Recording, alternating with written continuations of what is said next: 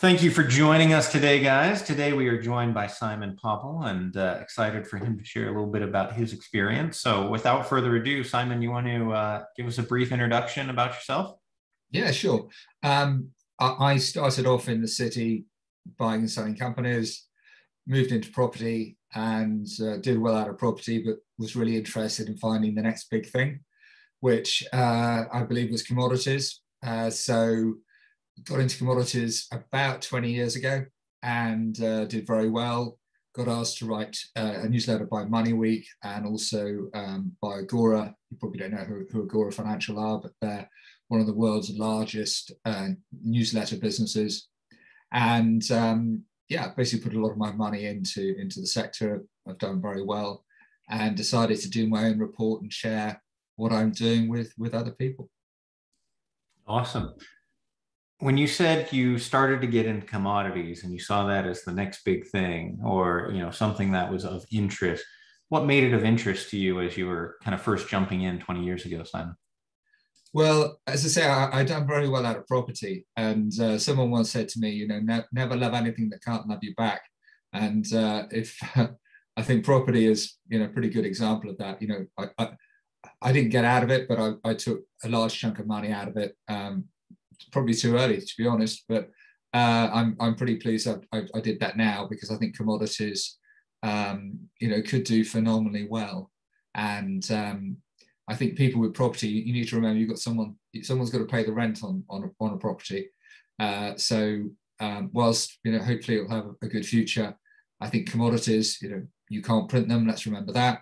And they're used to make stuff. And whilst I like gold and silver and PGMs, there's lots of other commodities as well that people should be thinking about. Can you define what a PGM is? Oh, it's precious metal group. So that's like palladium, platinum, that sort of stuff. So it's funny enough, one of the companies that I told people about, Chalice, I told them about it. I think it was about 15.5 cents and went to over $10, and they found a lot of PGMs in a place called Julimar in Australia. So yeah, these things can be, they can be quite exciting when they take off. Yeah, when they effectively go from penny stock to larger company, I'm sure it's got a nice payoff. Yeah, no, that's one of the things I like it about the sector, because you're investing in something tangible, and you obviously need to be well diversified, not just in terms of across different commodities, but different countries. And yeah, if you strike lucky, the returns can literally be life-changing. So let's talk a little bit about your journey. So it sounds like you started off buying and selling companies. I assume you did well there. That led to real estate. You started to invest in real estate, right? So at what point, you hit a point where, hey, I didn't have to worry about my roof over my head or anything like that. And you started to think as a strategic investor, right? When you first hit that point, what were the things that you were evaluating and kind of where did you put your money at that time? Well, I think at that time I was probably more skewed towards property than I was commodities. But I think that it's important to look at areas where you think there's a huge future. And at the time that I sort of made that transition, I think interest rates were probably about 4%, and I didn't think they could go much below that. Obviously, they did. But I think a lot of property is driven by not so much prices, but affordability. And obviously, every time interest rates go down, properties become more affordable, and therefore prices go up. So commodities, to me, I thought was a good balance against property, and I wanted to diversify my investments.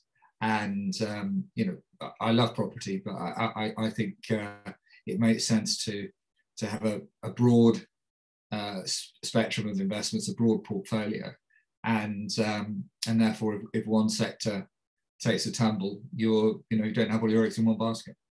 So it sounds like started in property, market dynamics were very beneficial for you, right? In terms of low interest rates, right? More affordable, higher prices, tenants that could come in and afford it given low interest rates, ability to borrow, right? Things like that.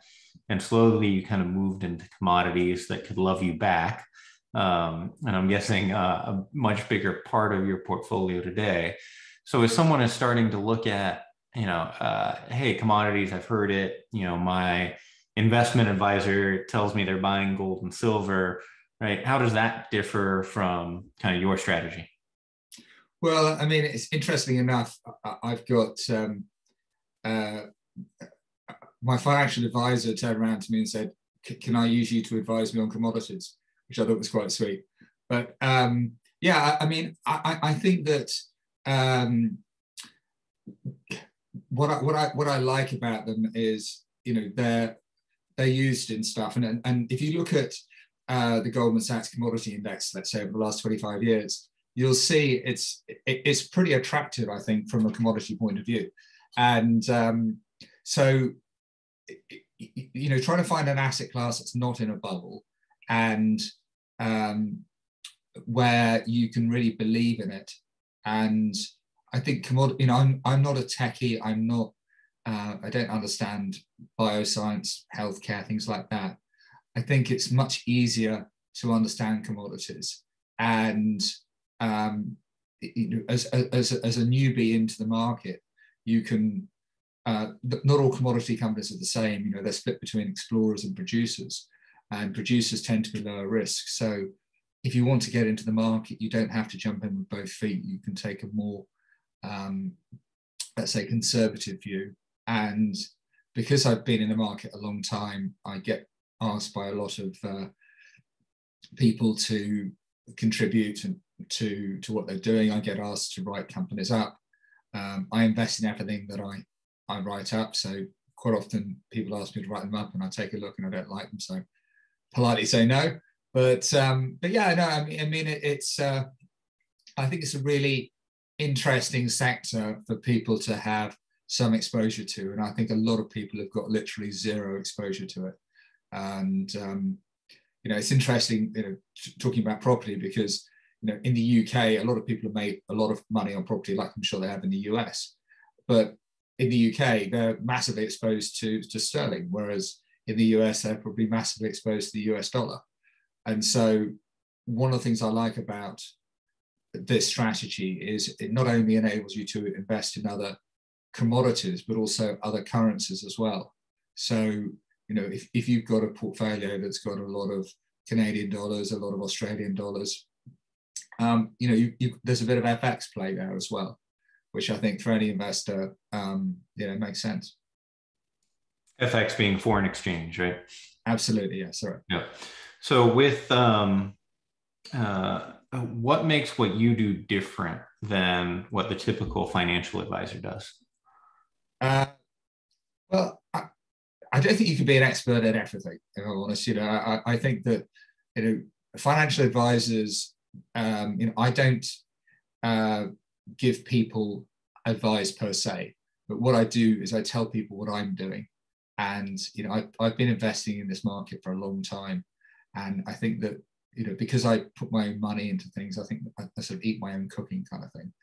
And so what I tend to do is I get people sort of following what I do, because they're like, well, Simon's putting his money into this company, then what I do is I use a thing called the bridge system, which explains my rationale for what I'm doing. And if people have got the similar risk appetite to me and like the sort of analysis and research I've provided, then they'll probably discuss it with their financial advisor and decide they want to invest.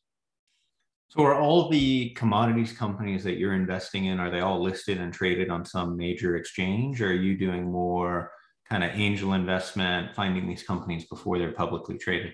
No, they're all traded on the TSX or TSXV, which are the Toronto stock exchanges, or the ASX, which is the Australian stock exchange. So they're all liquid in terms of, you can buy and sell them. And, but they vary enormously in size. I've got some which have got market values of probably less than 10 million.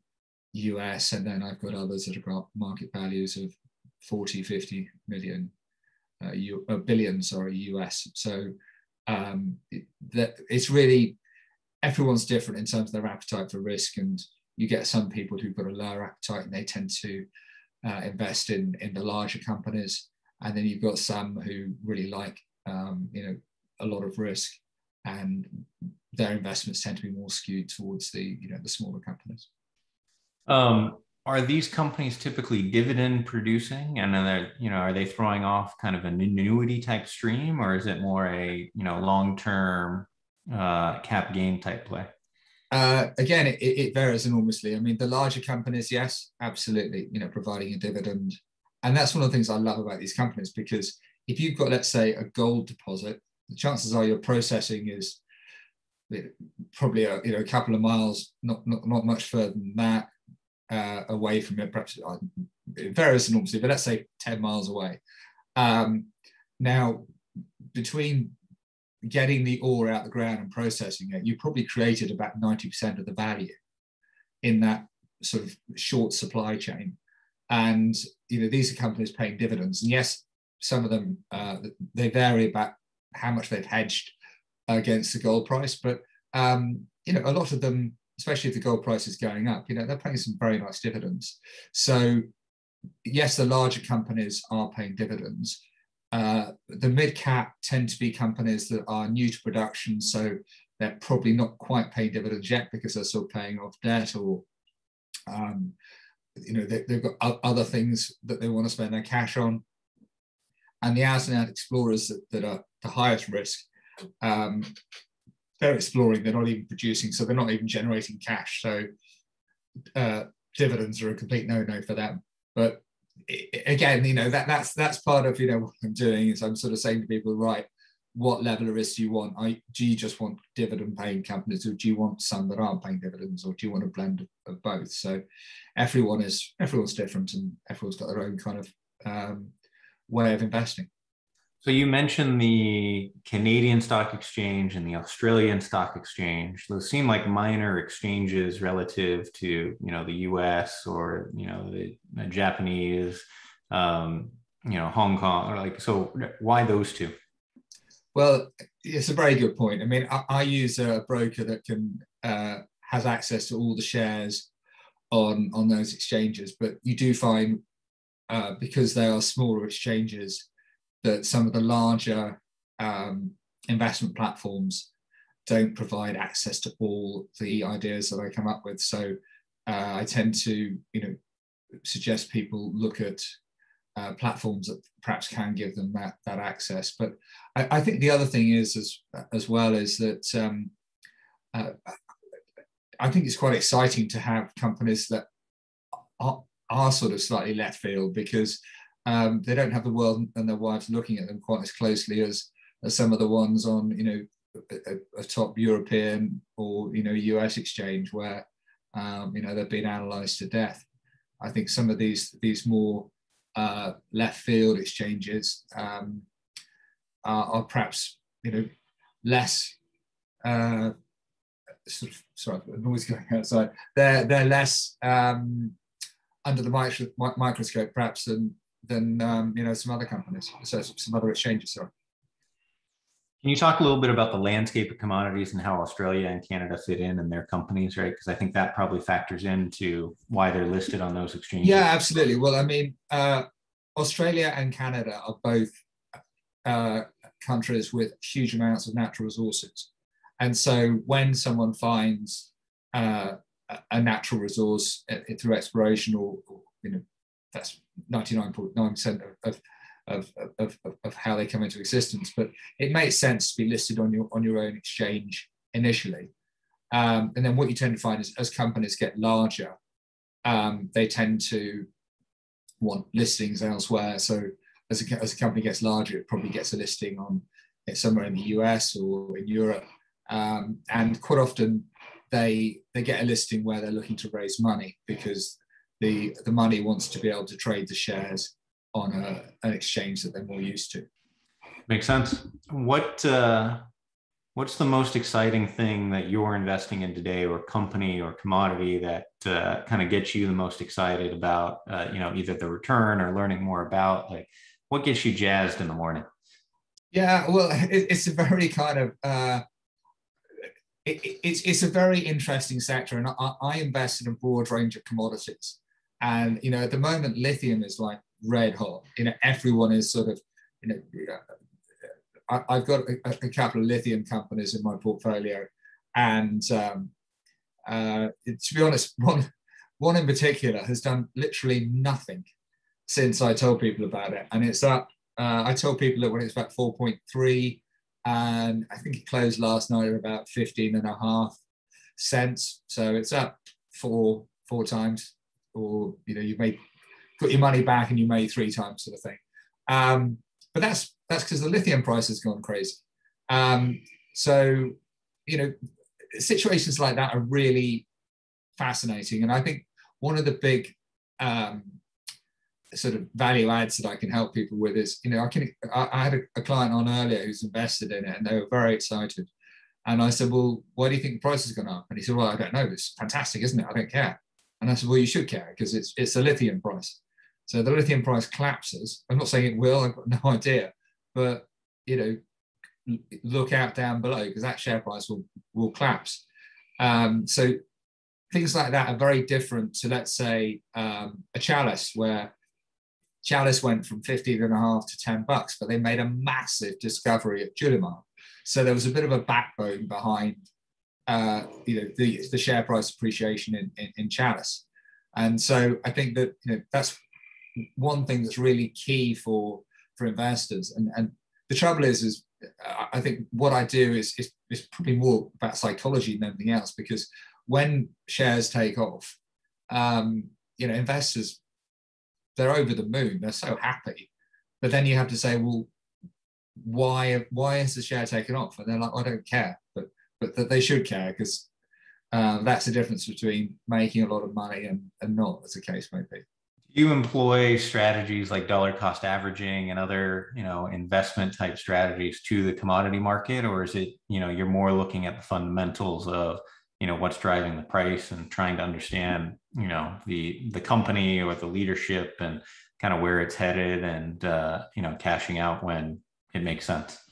No, sure. Look, I mean, I think it's impossible to time the market. I think, it's more a case of time in the market, which is a quote that I know is used, but I think that's very true. And I think that you want to kind of invest over a period of time, because it's a very volatile market.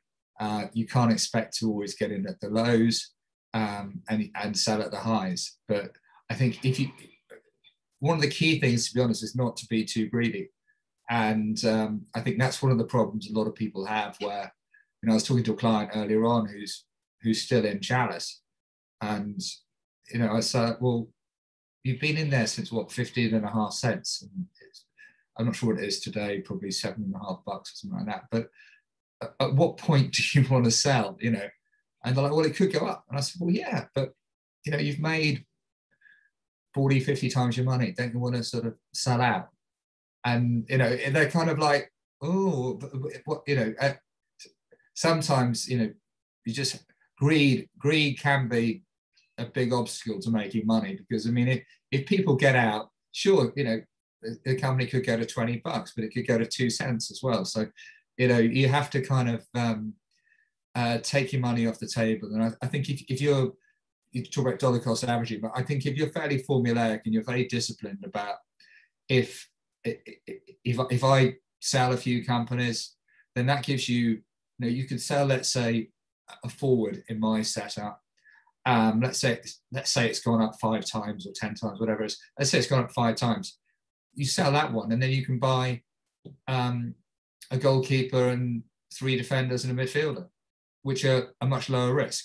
And so now is the risky time, as far as I'm concerned. And what I'm hoping to do is, over the years,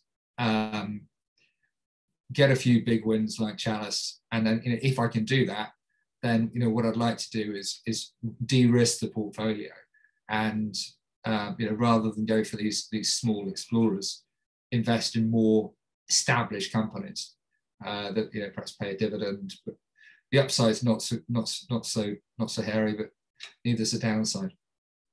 I was reading a book recently that talked about the psychology that we overvalue what we own and undervalue what we don't have. And so, talking about like, hey, I have that ownership, and yeah, it's so true. It's psychology is, and funnily enough, psychology is far more important when you're making money. When you're making money, it's sort of, you've got a decision to make: do I sell or do I, hang on? If you're in a loss-making position, the psychology is quite easy. I'll just wait. And so I think it's a very interesting game. And we had one stock that went from 5.5 to 24 or something like that. And I said, right, if you're an investor, you want to think about selling. But if you're a speculator, you may want to hang on. And everyone's like, oh, I'm a speculator, I'm going to hang on. And then it crashed down to about 5. And they're like, oh, I think I'm more of an investor. And I'm like, well, yeah, you kind of need to work out what you are. And but yeah, it's a very it's a great business. It's a lot of fun, and I think people find out quite a lot about themselves with it as well, because if something is going right, then you do need to be careful about how greedy you are and what you do. So I think that's my dog coming in. It's my daughter. Use the racket. She's playing tennis. Okay. What's the one piece of advice you would give to someone who's like, hey, Simon, this is interesting. I want to do more about commodities. Where do I start? Where would you point them? I think the best piece of advice is to have a strategy and stick to it. Whatever happens, you've got to stick to your strategy. So if your strategy is to have loads of different stocks, and if one does really well, you still have loads of different stocks. So if your lithium goes through the roof, great, but you should still buy uranium and copper and other stuff. And one of the reasons I do this is there's a lovely saying: don't think you're smart when you're lucky. And in the last boom, there's a lot of people, when commodities take off, it's probably a bit like the property market. When it starts to go, you could literally buy an apartment, change the carpet, put a lick of paint on, and sell it at 20% profit, and you think you're a property developer, but you're not. You just bought at the right time. And commodities are similar. You can buy, if you buy the right company, let's say you buy it at 50 cents and it goes up to $2, that could well be the market, and you sold out at $2, but someone else has bought a stock at $1 and it's gone to $10. But what tends to happen, and I think it's the same in property, is that people say, right, I'm going to allocate 50 grand, 100 grand to the sector, and then things go so well that in 5 years' time they find that rather than have 100 grand in the sector, they've got 1 million in the sector or 10 million in the sector. Now, that's great when things are going well, but going back to that saying, never love anything that can't love you back, at some point the fund stops. And if the fund stops and you've got 10 million in and it's going south, then your losses are going to be far higher than what they were if you stuck to your initial strategy. And I think that's really important to actually, as I said at the outset, have a strategy, and then when it's time to sell.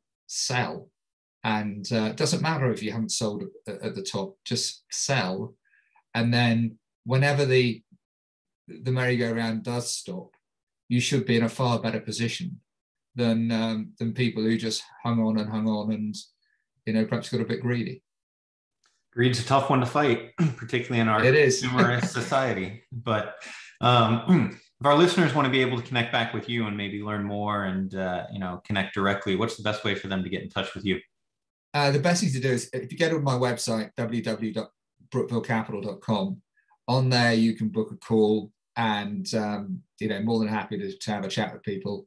And it's not all about signing up for the report. If they just want to have a chat about commodities, more than happy to have a chat with them, and hopefully help them out. Awesome. Well, appreciate the time today, Simon. Thank you. Cheers. Thanks for your time.